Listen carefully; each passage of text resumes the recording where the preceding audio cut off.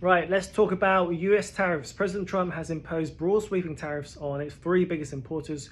That's Canada, Mexico, and China. And he's doing this really, sort of the rhetoric is to protect its local business, its local producers, to reduce imports coming in and to increase output from local producers, right?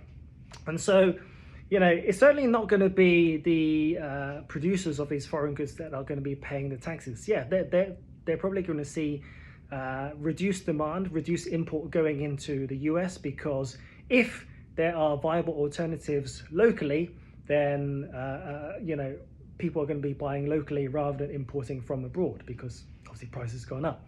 But prices will go up, and it is ultimately going to be the US citizens that are going to be paying these prices, because there aren't always viable alternatives. Just look at the electronic sector. A lot of this comes from China. Tim Cook isn't suddenly going to close down production in China and start producing iPhones locally on US soil. It's just not viable. It's just too expensive, even with the even if tariffs continue. And so we have to look at, really, are there alternatives for these goods that are coming into America?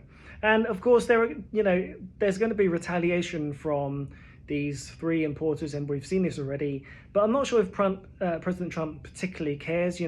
Exports make up for about 7% of US GDP. I'm sure he saw this coming. But what this really is to me is that, during his election campaign, he talked about how he's going to reduce the taxes for the American people.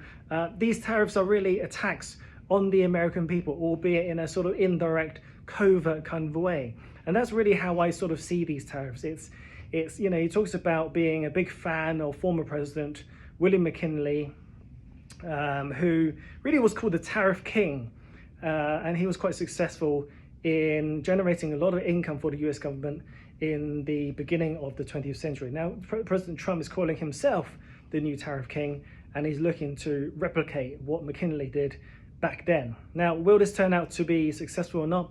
Only time will tell. But markets have already priced in these tariffs, because prices is going to stay high, inflation is going to be elevated, and therefore it's very difficult for the Fed to reduce rates if inflation is going back up again. So, let's see what happens. Time will tell.